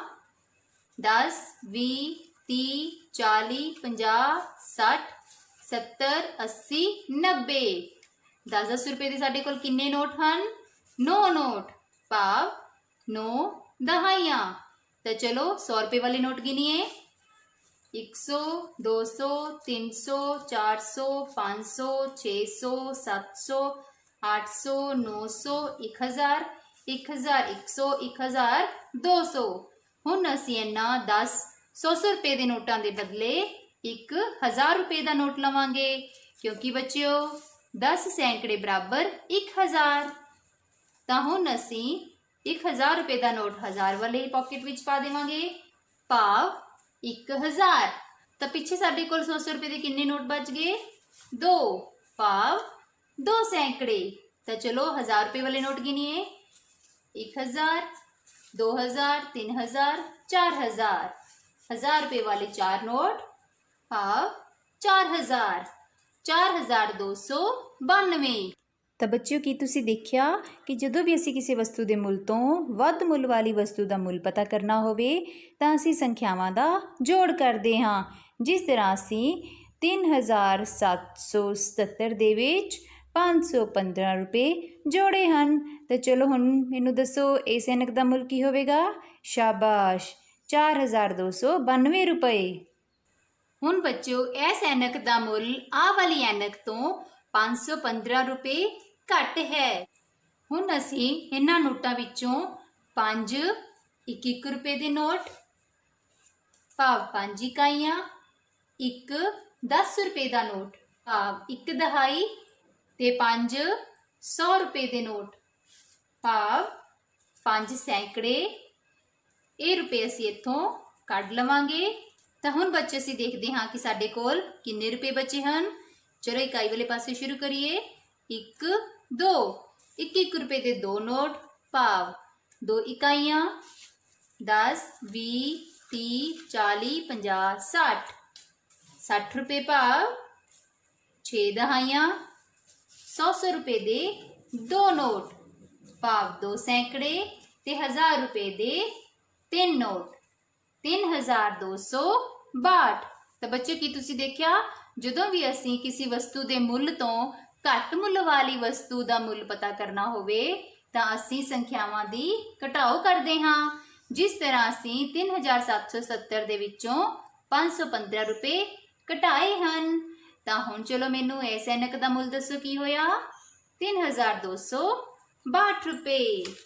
ਹਾਂਜੀ ਬੱਚਿਓ, ਬਿਲਕੁਲ ਠੀਕ। ਬੱਚਿਓ, ਘਰ ਦੇ ਕੰਮ ਵਿੱਚ ਤੁਸੀਂ ਪੰਨਾ ਨੰਬਰ 47 ਤੇ 7ਵੇਂ ਸਵਾਲ ਦੇ A ਤੇ B ਦੋਨੇ ਭਾਗ ਹੱਲ ਕਰਨੇ ਹਨ ਤੇ 8ਵੇਂ ਸਵਾਲ ਦੇ ਵਿੱਚ ਫ੍ਰਿਜ ਦਾ ਮੁੱਲ ਪਤਾ ਕਰਨਾ ਹੈ ਤੇ ਅਲਮਾਰੀ ਅਤੇ ਫ੍ਰਿਜ ਦਾ ਕੁੱਲ ਮੁੱਲ ਪਤਾ ਕਰਨਾ ਹੈ। ਧੰਨਵਾਦ।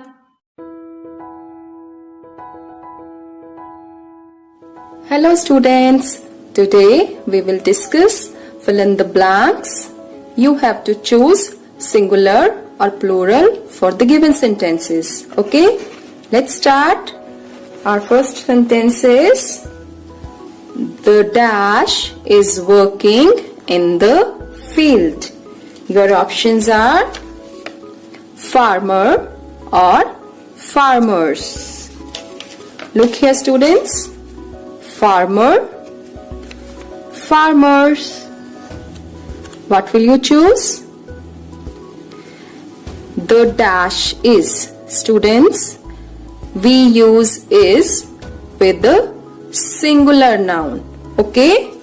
So, our correct option is farmer. Okay? And we will write the farmer is working in the field. Okay? The next sentence is, yes, read it. The dash are playing in the park. And your options are child or children. Child, children. Students, look here. Are. We use are with plural, more than one. Okay? And here plural is, yes, children. The correct option is children. Read it again. The children are playing in the park. Okay? Next is, I have many, and your options for this is friend or friends. Look, friend, one in number, friends, more than one. Okay? I have many. Students, many is again more than one. Okay? So, we will choose, yes, friends. Okay? The right option is friends. I have many friends. And the last sentence is, the box is full of dash. Your options are tomato or tomatoes. Yes, tomato, one in number, tomatoes, more than one. And students, look here, the box is full. Okay? We can't fill the box with one tomato. We need number of tomatoes to fill the box. So, we will choose tomatoes. Okay? The correct option is tomatoes. The box is full of tomatoes. I hope you have understood it. It's time for your homework. Students, note down these sentences in your notebook and fill in the blanks with suitable option. Okay? Your sentences are, I have many friend or friends. The box is full of tomatoes. The car has 4 wheels. Okay? Thank you. See you soon. Hindi की कक्षा में आप सबका स्वागत है। आज हम ट वर्ण से मेल खाते कुछ वर्णों को लिखने का अभ्यास करेंगे। तो लिखते हैं ट वर्ण से मेल खाते कुछ वर्ण। उससे पहले हम किए गए कार्य की दोहराई करेंगे। उ, ऊ, अ, अंग, अह, आ, ओ, औ, ई, झ, ड, ड़, अंग, ह। अब हम लिखेंगे ट। ट बनाने के लिए पहले छोटी खड़ी रेखा और इस तरह आधा गोल, सर पर एक आड़ी रेखा। दोबारा देखेंगे।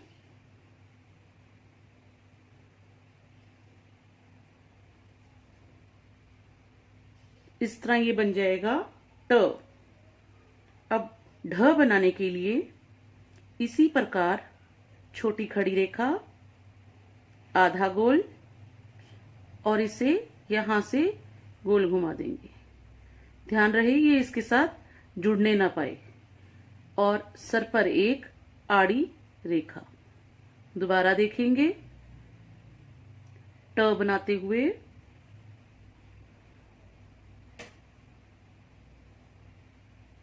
इस तरह ये बन जाएगा ढ। अब बनाएंगे अढ़। पहले इसी प्रकार ढ बनाएंगे। ढ बनाने के उपरांत इसके नीचे एक बिंदु लगाएंगे, सर पर एक रेखा। दोबारा देखेंगे।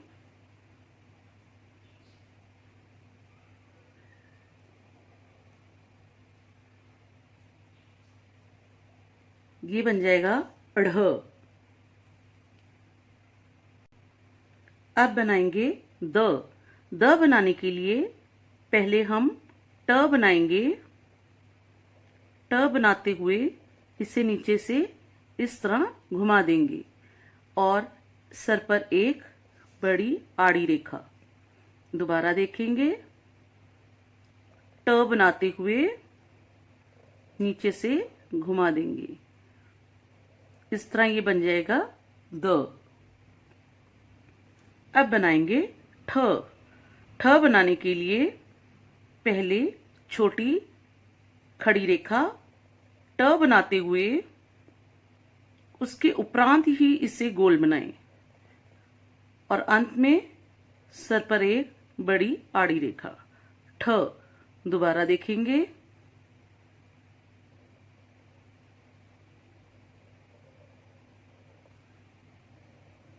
इस प्रकार ये बन जाएगा ठ। आज लिखे गए वर्णों को दोबारा देखेंगे। ट,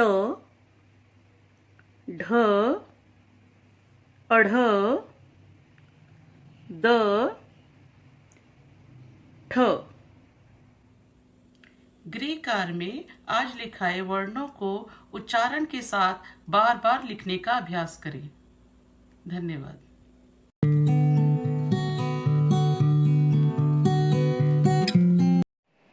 ਬੱਚਿਓ, ਸਿਮਰਨ ਮੇਰੀ 5ਵੀਂ ਜਮਾਤ ਦੀ ਇੱਕ ਬਹੁਤ ਵਧੀਆ ਵਿਦਿਆਰਥਣ ਹੈ। ਸਿਮਰਨ ਹਰ ਰੋਜ਼ ਸਵੇਰੇ ਜਲਦੀ ਉੱਠਦੀ ਹੈ। ਉੱਠ ਕੇ ਆਪਣੇ ਮਾਤਾ ਪਿਤਾ ਨੂੰ ਸਤਿ ਸ਼੍ਰੀ ਅਕਾਲ ਬੁਲਾਉਂਦੀ ਹੈ। ਫਿਰ ਸੈਰ ਕਰਨ ਜਾਂਦੀ ਹੈ। ਘਰ ਆ ਕੇ ਨਹਾਉਂਦੀ ਹੈ। ਨਹਾ ਕੇ ਸਾਫ਼ ਸੁਥਰੇ ਕੱਪੜੇ ਪਾ ਕੇ ਤਿਆਰ ਹੁੰਦੀ ਹੈ। ਫਿਰ ਨਾਸ਼ਤਾ ਕਰਕੇ ਸਕੂਲ ਜਾਂਦੀ ਹੈ। ਬੱਚਿਓ, ਜੋ ਸਿਮਰਨ ਕਰਦੀ ਹੈ ਉਹ ਸਭ ਕੀ ਹਨ? ਉਹ ਸਭ ਸਿਮਰਨ ਦੀਆਂ ਚੰਗੀਆਂ ਆਦਤਾਂ ਹਨ। ਚੰਗੀਆਂ ਆਦਤਾਂ ਸਾਡੀ ਸ਼ਖਸੀਅਤ ਦਾ ਇੱਕ ਅਨਿੱਖੜਵਾਂ ਅੰਗ ਹਨ। ਚੰਗੀਆਂ ਆਦਤਾਂ ਵਾਲੇ ਬੱਚਿਆਂ ਨੂੰ ਸਭ ਪਿਆਰ ਕਰਦੇ ਹਨ ਤੇ ਚੰਗੀਆਂ ਆਦਤਾਂ ਵਾਲੇ ਬੱਚੇ ਜੀਵਨ ਵਿੱਚ ਬਹੁਤ ਤਰੱਕੀ ਕਰਦੇ ਹਨ। ਸੋ ਆਓ ਅੱਜ ਆਪਾਂ ਪਾਠ 7 ਸਤਰੰਗੀ ਤਿਤਲੀ ਵਿੱਚੋਂ ਚੰਗੀਆਂ ਆਦਤਾਂ ਬਾਰੇ ਪੜ੍ਹੀਏ। ਸਾਨੂੰ ਆਪਣੇ ਆਪ ਉੱਤੇ ਘਮੰਡ ਨਹੀਂ ਕਰਨਾ ਚਾਹੀਦਾ। ਬੱਚਿਓ, ਜੇਕਰ ਕੁਦਰਤ ਨੇ ਸਾਨੂੰ ਕੋਈ ਖਾਸ ਗੁਣ ਜਾਂ ਸ਼ਕਤੀ ਦਿੱਤੀ ਹੈ ਤਾਂ ਸਾਨੂੰ ਉਸ ਦਾ ਘੁਮੰਡ ਨਹੀਂ ਕਰਨਾ ਚਾਹੀਦਾ, ਬਲਕਿ ਸਾਡੇ ਵਿੱਚ ਨਿਮਰਤਾ ਹੋਣੀ ਚਾਹੀਦੀ ਹੈ। ਜਿਵੇਂ ਕਿ ਪਾਠ ਵਿੱਚ ਡੱਬਾ ਖਰਗੋਸ਼ ਆਪਣੀ ਤਾਕਤ ਦਾ ਘੁਮੰਡ ਕਰਦਾ ਹੈ ਤੇ ਆਸ-ਪਾਸ ਸਭ ਨੂੰ ਪਰੇਸ਼ਾਨ ਕਰਦਾ ਹੈ, ਜੋ ਕਿ ਚੰਗੀ ਆਦਤ ਨਹੀਂ ਹੈ। ਕਿਸੇ ਵੀ ਜੀਵ ਜੰਤੂ ਨੂੰ ਫਜ਼ੂਲ ਨਹੀਂ ਸਮਝਣਾ ਚਾਹੀਦਾ। ਜੋ ਵੀ ਜੀਵ ਜੰਤੂ ਇਸ ਧਰਤੀ ਉੱਪਰ ਹੈ, ਹਰ ਇੱਕ ਦਾ ਆਪਣਾ ਮਹੱਤਵ ਹੈ, ਸੋ ਕਦੇ ਵੀ ਕਿਸੇ ਨੂੰ ਫਜ਼ੂਲ ਨਾ ਸਮਝੋ। ਜਿਵੇਂ ਕਿ ਪਾਠ ਵਿੱਚ ਸਤਰੰਗੀ ਤਿਤਲੀ ਕਹਿੰਦੀ ਹੈ, ਫਜ਼ੂਲ ਤਾਂ ਕੁਝ ਵੀ ਨਹੀਂ ਹੁੰਦਾ। ਹਰ ਇੱਕ ਜੀਵ ਦੀ ਆਪਣੀ ਲੋੜ ਹੈ, ਆਪਣਾ ਕੰਮ ਹੈ। ਨਿੱਕੇ ਤੋਂ ਨਿੱਕੇ ਜੀਵ ਦੀ ਵੀ ਆਪਣੀ ਸ਼ਕਤੀ ਹੈ। ਹਰ ਇੱਕ ਜੀਵ ਜੰਤੂ ਵਿੱਚ ਕੋਈ ਖਾਸ ਗੁਣ ਹੁੰਦਾ ਹੈ। ਬੱਚਿਓ, ਕੁਦਰਤ ਨੇ ਹਰ ਜੀਵ ਜੰਤੂ ਨੂੰ ਕਿਸੇ ਨਾ ਕਿਸੇ ਖਾਸ ਗੁਣ ਨਾਲ ਪੈਦਾ ਕੀਤਾ ਹੈ। ਜਿਵੇਂ ਕਿ ਤੁਹਾਡੇ ਵਿੱਚੋਂ ਕੁਝ ਬੱਚਿਆਂ ਵਿੱਚ ਚਿੱਤਰਕਲਾ ਦਾ ਗੁਣ ਹੈ, ਕੁਝ ਬੱਚੇ ਬਹੁਤ ਵਧੀਆ ਗਾਉਂਦੇ ਹਨ। ਇਸੇ ਤਰ੍ਹਾਂ ਇਸ ਪਾਠ ਵਿੱਚ ਡੱਬਾ ਖਰਗੋਸ਼ ਤੇਜ਼ ਦੌੜ ਸਕਦਾ ਹੈ ਤੇ ਸਤਰੰਗੀ ਤਿਤਲੀ ਤੇਜ਼ ਉੱਡ ਸਕਦੀ ਹੈ।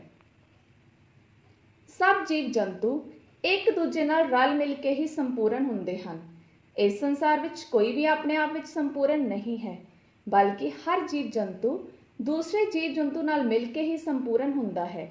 ਜਿਵੇਂ ਕਿ ਪਾਠ ਵਿੱਚ ਬੁੱਢਾ ਖਰਗੋਸ਼ ਕਹਿੰਦਾ ਹੈ, ਜੇ ਤਿਤਲੀਆਂ ਫੁੱਲਾਂ ਦਾ ਧੂੜਾ ਇੱਕ ਫੁੱਲ ਤੋਂ ਦੂਜੇ ਫੁੱਲ ਤੱਕ ਨਾ ਲੈ ਕੇ ਜਾਣ ਤਾਂ ਫੁੱਲਾਂ ਦੇ ਬੀਜ ਕਿਵੇਂ ਬਣਨ, ਫੁੱਲ ਕਿਵੇਂ ਖਿੜਨ, ਜੰਗਲ ਟਾਪੂ ਸੋਹਣੇ ਕਿਵੇਂ ਲੱਗਣ। ਸਾਨੂੰ ਹਰ ਇੱਕ ਦਾ ਸਤਿਕਾਰ ਕਰਨਾ ਚਾਹੀਦਾ ਹੈ।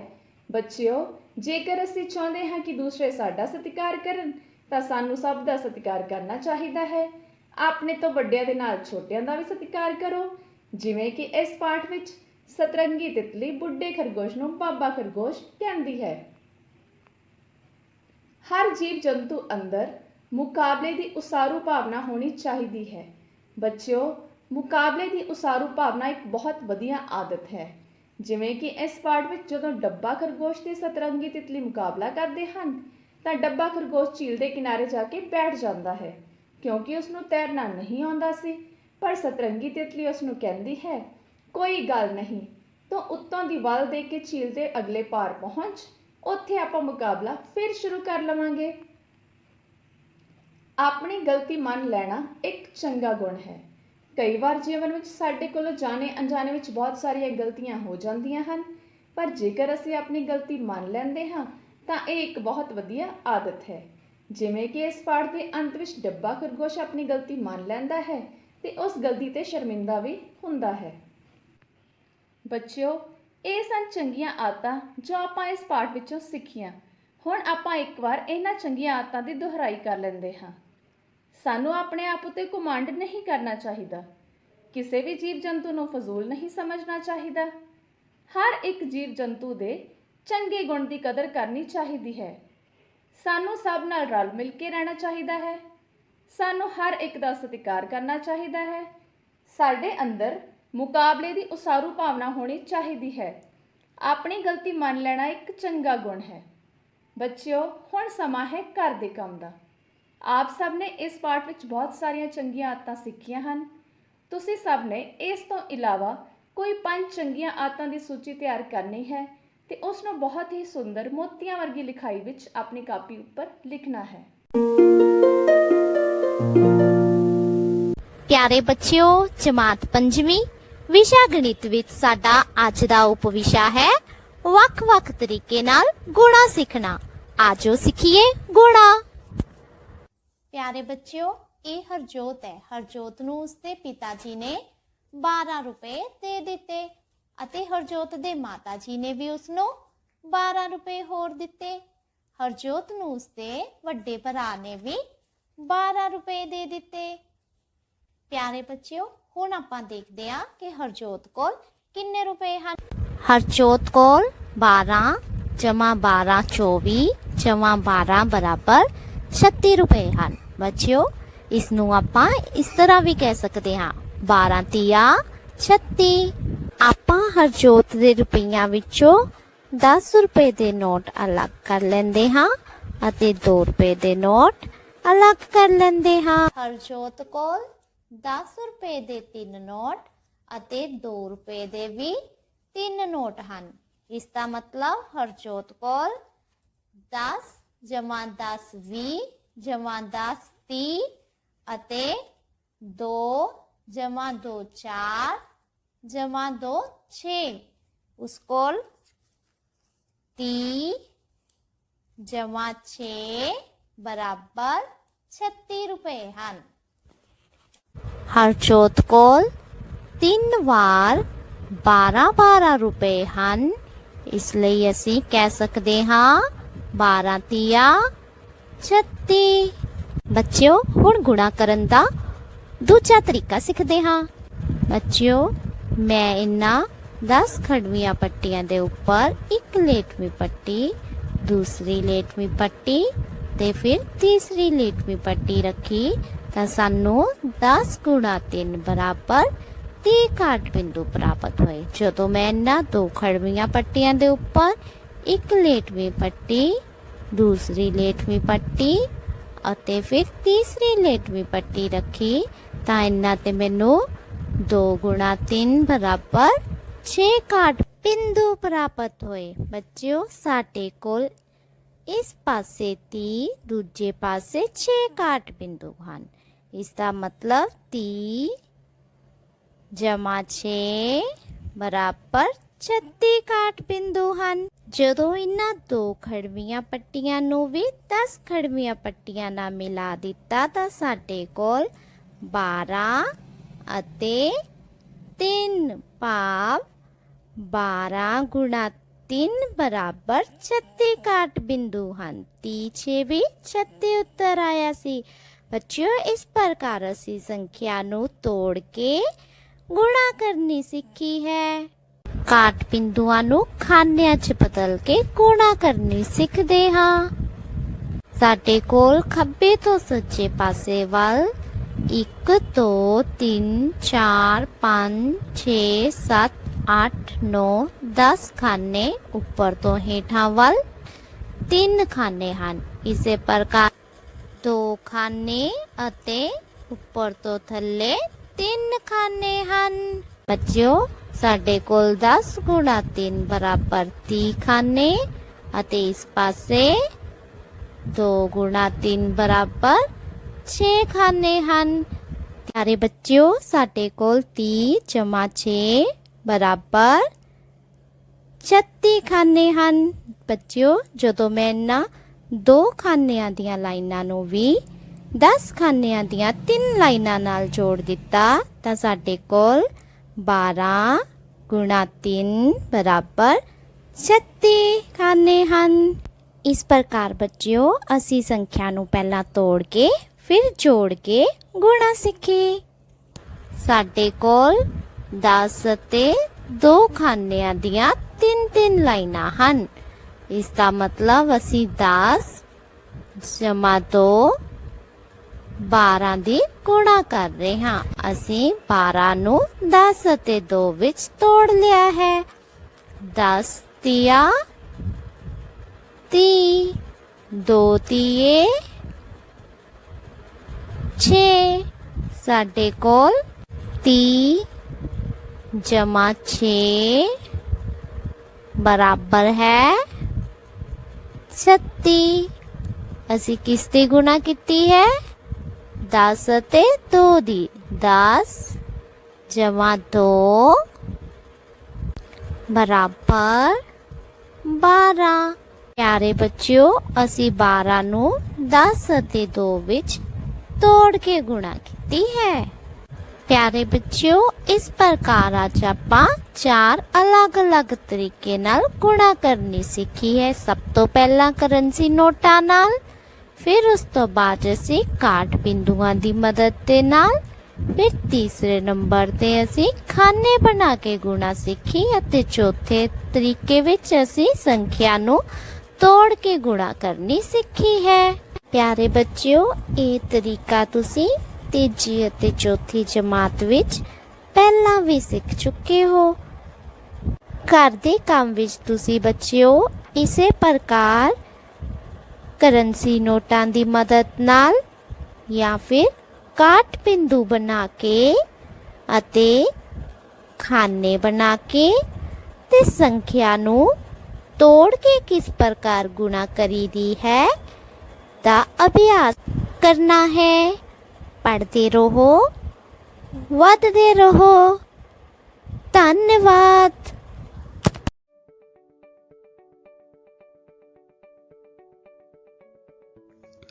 Hello everyone, you have learnt about pronouns. Let's check how much have you learnt. Read the following sentences and choose the correct pronoun.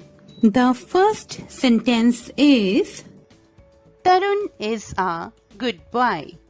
Dash helps everyone. And the options are she or he. Dear students, which is the correct one? Look at the picture. Tarun is a boy and we use pronoun he to describe about a boy or a man. So the correct option is he. Tarun is a good boy. He helps everyone. Next sentence is my mother cooks well.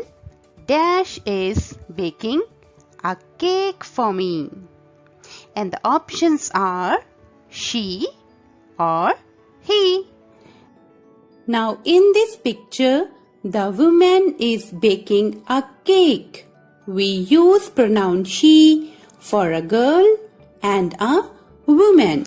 Okay, so the correct option is she. My mother cooks well. She is baking a cake for me. Next is I am going to the market with my father. Dash will buy some fresh fruits.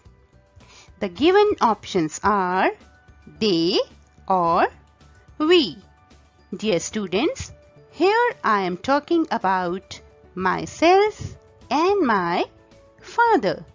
And the pronoun we is used when we talk about ourselves. So, the correct option is we. I am going to the market with my father. We will buy some fresh fruits. Next sentence is Champ and Chimp were two monkeys. Dash lived in the Paris Zoo. The options are they or we. Dear children, we use pronoun they when we talk about plural nouns, means more than one. Here we are talking about two monkeys and we will choose pronoun they. And the correct option is they lived in the Paris Zoo. Now, last sentence is Sheru is my pet. Dash is black in color. The options are he or it. Children, we use pronoun it when we describe about birds, animals, things or places. Here we are talking about Sheru, which is a dog, and dog is an animal. So, we will use pronoun it. And the correct option is it. It is black in color. Okay? Hope it's easy. Now it's time for homework. Choose the correct pronoun and fill in the blank. I'll read the sentences for you. Sentence number 1 is the flowers are very beautiful. Dash smell very good. And the options are they or it. Second is Anil is free today. I will meet Dash in the evening. And the given options are him or her. Try to do it. Thank you. प्यारे बच्चों, हमारा आज का विषय है पाठ 5 ठीक समय।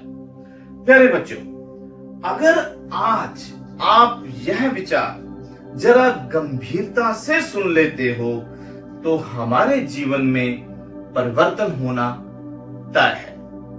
मेरे प्यारे बच्चों, किसी महान व्यक्ति ने कहा है कि हर वस्तु के लिए स्थान हो और हर वस्तु अपने स्थान पर हो।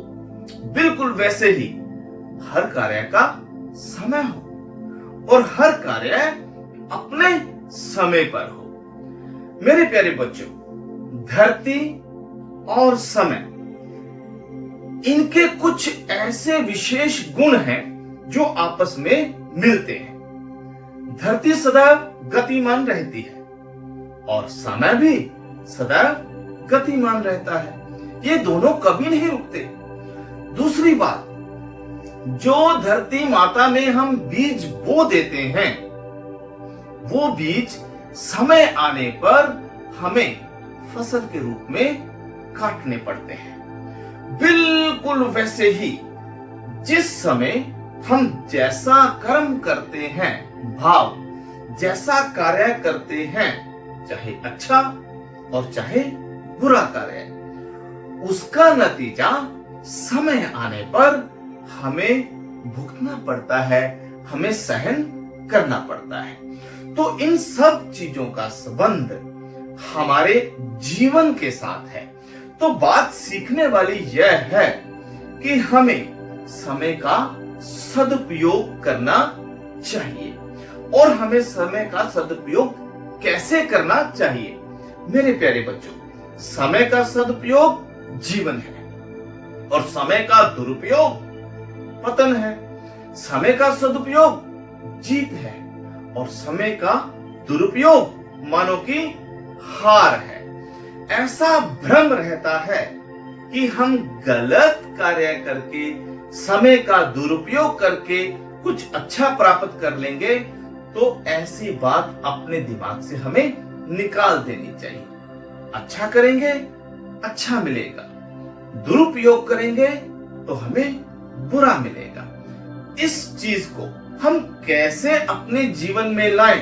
एक बहुत ही सुंदर और बहुत ही प्यारी कविता, जिससे हम अपने जीवन को बहुत आगे और ऊंचाइयों में ले जा सकते हैं, इस कविता के जरिए सीखते हैं। ठीक समय पर नित उठ जाओ, ठीक समय पर चलो नहाओ। अरे अरे, आप चुप क्यों हो? मेरे साथ गाओ ना।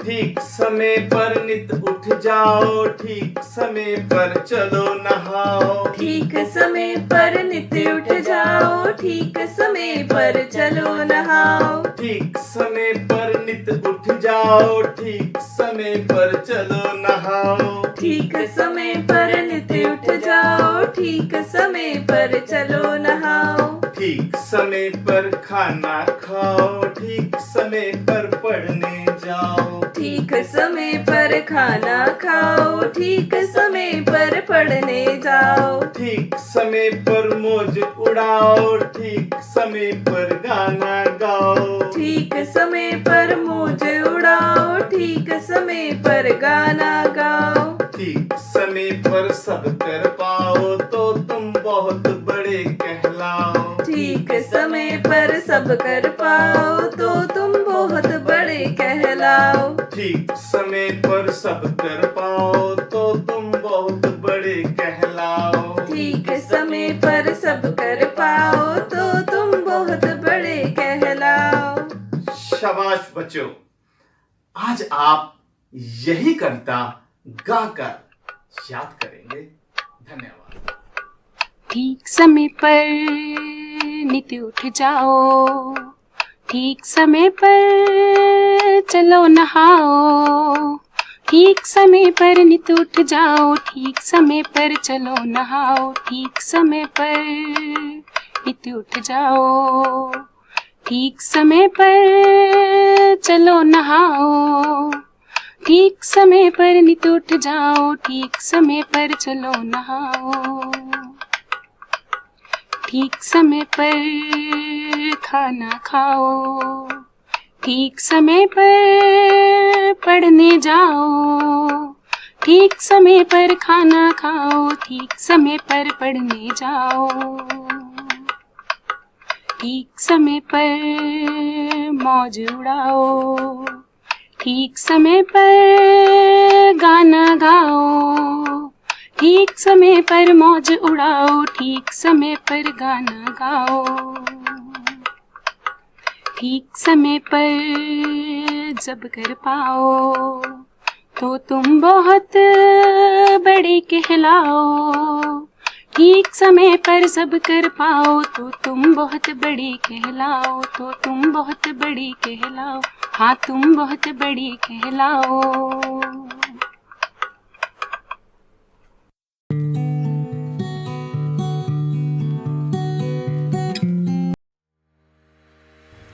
जग तो सोना है परिवार, इसलिए बनना ਜ਼ਿੰਮੇਵਾਰ। ਪਿਆਰੇ ਬੱਚਿਓ, ਅਸੀਂ ਸਾਰੇ ਪਰਿਵਾਰ ਵਿੱਚ ਰਹਿੰਦੇ ਹਾਂ। ਪਰਿਵਾਰ ਵਿੱਚ ਰਹਿੰਦੇ ਹੋਏ ਹੀ ਅਸੀਂ ਆਪਣੀਆਂ ਸਾਰੀਆਂ ਜ਼ਰੂਰਤਾਂ ਪੂਰੀਆਂ ਕਰਦੇ ਹਾਂ। ਆਓ ਅੱਜ ਸਮਝੀਏ ਪਰਿਵਾਰ ਪ੍ਰਤੀ ਜ਼ਿੰਮੇਵਾਰ ਬਣਨ ਦੇ ਕਿਹੜੇ-ਕਿਹੜੇ ਪਹਿਲੂ ਹਨ। ਇਸ ਲਈ ਅੱਜ ਅਸੀਂ ਦੋ ਪੱਖਾਂ ਤੇ ਵਿਚਾਰ ਕਰਾਂਗੇ। ਪਹਿਲਾ ਹੈ ਮਾਤਾ-ਪਿਤਾ ਅਤੇ ਵੱਡਿਆਂ ਪ੍ਰਤੀ ਜ਼ਿੰਮੇਵਾਰੀ ਅਤੇ ਦੂਸਰਾ ਹੈ ਘਰੇਲੂ ਕੰਮਾਂ ਪ੍ਰਤੀ ਜ਼ਿੰਮੇਵਾਰੀ। ਆਓ ਫਿਰ ਸਮਝੀਏ। ਪਿਆਰੇ ਬੱਚਿਓ, ਮਾਤਾ-ਪਿਤਾ ਪ੍ਰਤੀ ਜ਼ਿੰਮੇਵਾਰ ਹੋਣ ਲਈ ਤੁਹਾਡਾ ਸਭ ਤੋਂ ਪਹਿਲਾ ਕੰਮ ਹੈ ਕਹਿਣਾ ਮੰਨਣਾ।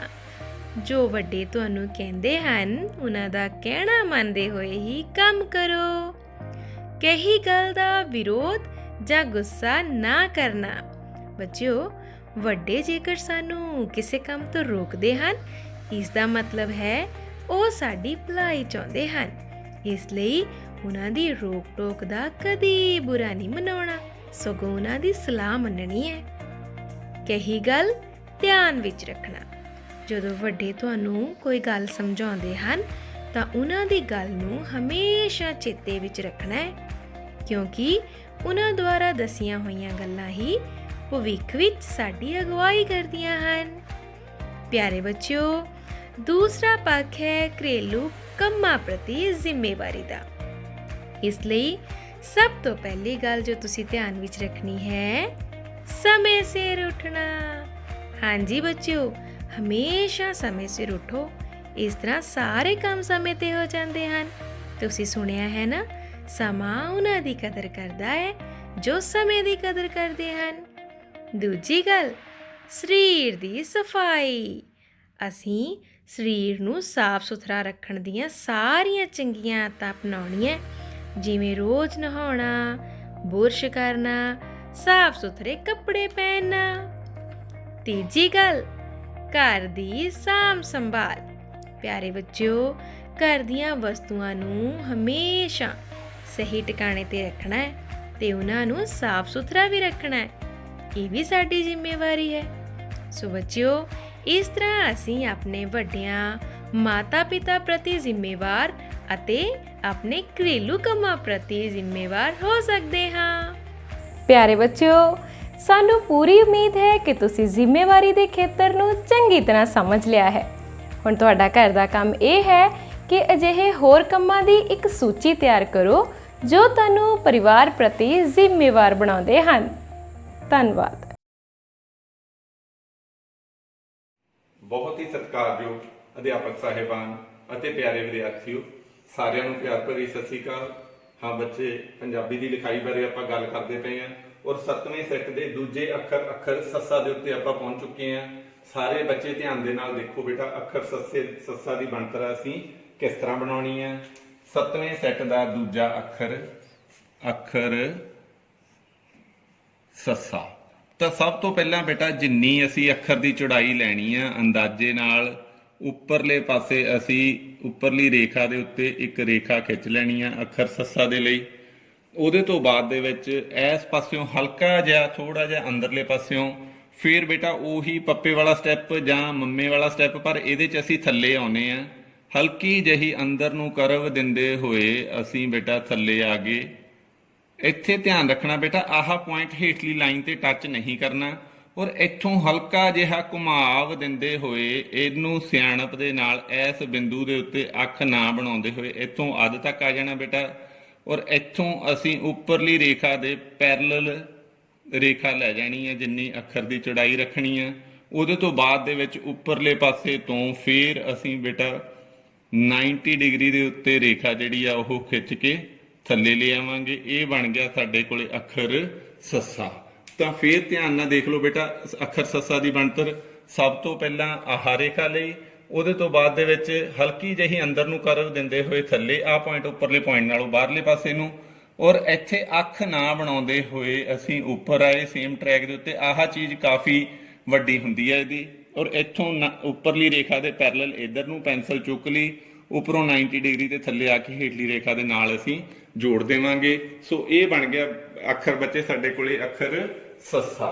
ਤਾਂ ਤੁਸੀਂ ਆਪਣੀ ਕਾਪੀਆਂ ਦੇ ਉੱਤੇ ਇਹ ਸੱਸਾ ਅੱਖਰ ਦਾ ਅਭਿਆਸ ਆ ਉਹ ਕਰ ਲੈਣਾ ਹੈ।